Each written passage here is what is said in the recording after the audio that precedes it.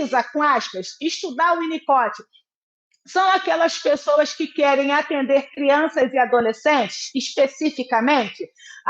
Por exemplo, eu não atendo adolescentes, só atendo adultos. Será que o Winnicott ele é um autor, vamos dizer assim, né, um psicanalista primordial e fundamental para mim também, já que eu não atendo crianças e adolescentes? Ou não, o Winnicott ele é primordial para todo mundo. O que vocês acham? Existe aspas, tá? Existe aspas, um estigma que o Winnicott ele era um psicanalista voltado para crianças e adolescentes. Por quê? Porque ele era um pediatra. Agora, o que é importante a gente entender, falando da Valdilene, já que eu não atendo crianças, por que é importante a Valdilene entender, conhecer a obra de Winnicott? Nós tivemos uma live, ainda não está aqui no nosso canal, vai entrar, onde nós falamos sobre psicanálise integrativa, mas pensamos em outras abordagens não psicanalíticas, como PNL, TCC, entre outros. E o que nós falamos naquela live, né? E que vai servir para esse pano de fundo agora. Quando a gente fala de psicanálise integrativa, a gente não fala só de PNL, de coach, mentoria, entre outros. A gente fala também de Lacan. Lacan a gente nem pode colocar, né, que a gente sempre fala de Lacan, mas Lacan, Winnicott, Anna Freud, Melanie Klein, Ferenczi, que a gente pouquíssimo fala de Ferenczi aqui na nossa sociedade. Então, o que acontece? O Winnicott, sim, ele era um psicanalista que se especializou, digamos assim, em crianças e adolescentes, de novo, porque ele era um pediatra. Agora, a questão toda é que aí já entra a justificativa. O Winnicott, ele começa a sua jornada também sendo influenciado por Lacan, e é sobre isso que a gente vai falar hoje, sobre a questão da mãe como um espelho. Então, para o Valdilene, é interessante entender o Winnicott justamente por isso. E aqui, o que a gente vai abordar hoje, falando sobre essa fase do espelho, o Winnicott já começa dizendo claramente o seguinte: olha, o que eu vou abordar neste primeiro momento, nós iremos falar, né, sobre crianças que têm a visão. As crianças que têm alguma deficiência visual, o Winnicott não vai abordar neste material que eu vou falar com vocês e que depois eu vou compartilhar com vocês lá no nosso... Quem está aqui, né? Vou mandar para vocês no privado, como a gente sempre faz, privilegiando e beneficiando quem está presente. Então, o que acontece? O que é essa fase do espelho? Para Lacan, a fase do espelho é quando surge a identidade da criança, que é aquele processo narcísico, que é quando ela se identifica. Então, ela começa a enxergar que existe um ser ali e ela começa a ver que depois é ela mesma. Então, essa fase narcísica, para Lacan, surge quando? Surge a partir do momento que a criança se identifica através do espelho. Só que para o Winnicott é diferente. Para o Winnicott, aqui entra, teoricamente, o pulo do gato, e com isso a gente acaba a nossa aula ao vivo aqui, tá? Para o Winnicott, quem é o espelho? O espelho é simplesmente a mãe. E na psicanálise da mãe, quando a gente fala do pai, nós não estamos falando especificamente, fundamentalmente, prioritariamente dos progenitores. Na psicanálise, sempre que a gente fala do pai e da mãe, nós estamos falando de alguém que faz essa função. A criança pode ter o pai biológico, pode ter a mãe biológica, pode morar com os dois, mas ela acaba escolhendo, ou tanto pela questão da identificação, ela escolhe uma outra pessoa, como também, às vezes, por exemplo, a babá acaba fazendo essa função materna, entende?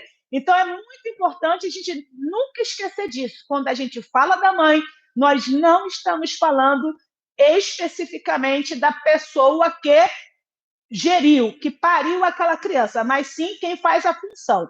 Então, a babá pode fazer a função, o irmão pode fazer a função. E aqui vai uma ressalva: quando a gente fala do irmão ou da irmã que vai fazer a função, nós não estamos falando num tom cultural, aonde por motivos X, Y, Z, o pai ou a mãe fala: olha, agora você é o homenzinho ou a mulher, ou a mulher da casa e precisa tomar conta do seu irmão ou da irmã mais nova. Não, não é por esse viés também. É simplesmente pela questão da função. E aí, qualquer pessoa pode fazer essa função.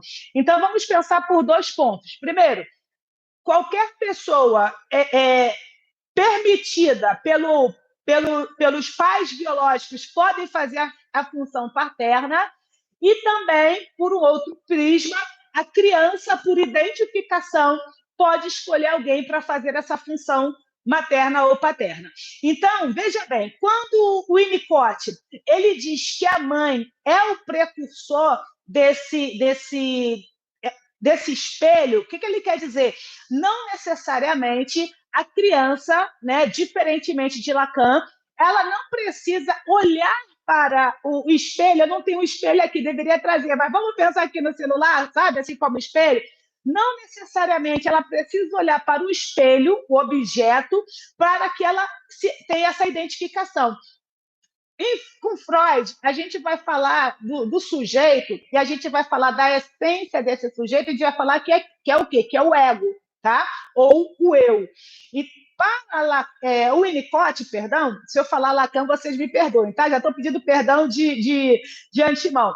Para o Winnicott, esse eu, ele vai chamar de self, tá? Que é a essência primordial, que eu vou dizer. Essa essência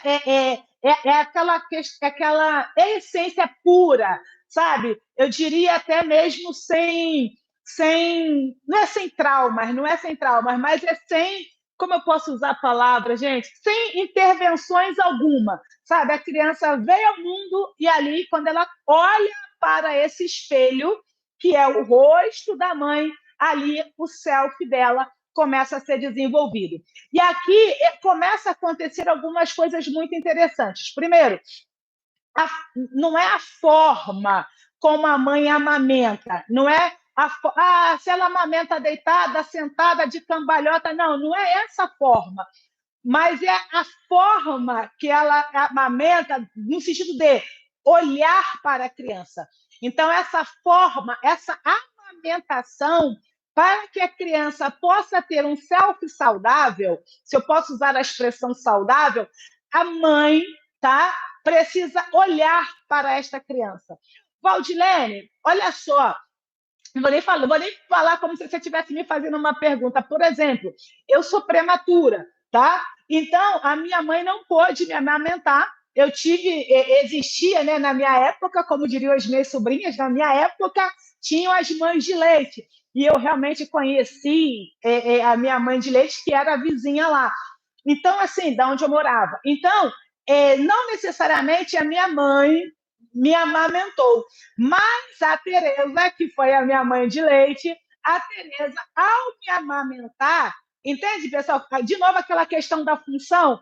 Então, assim, a pessoa que está amamentando precisa olhar para esta criança, olhar, sabe? Olhar no sentido mais pleno e puro da palavra.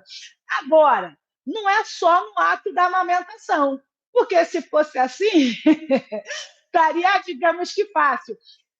A criança vai olhar para essa mãe como espelho, ou seja, essa mãe, ela precisa ter essa troca. Sabe aquilo que a gente fala em psicanálise, da aliança analítica? Deixa eu explicar para quem não sabe o que é aliança analítica. Eu vou dar um exemplo do senso comum para vocês entenderem. Nossa, parece que fulano leu os meus pensamentos, sabe? Ou eu brinco com os meus clientes e falo assim, vocês não sabem, mas eu tenho uma bola de cristal aqui, é que vocês não sabem. Porque nós temos uma aliança analítica, uma aliança terapêutica, e o que acontece?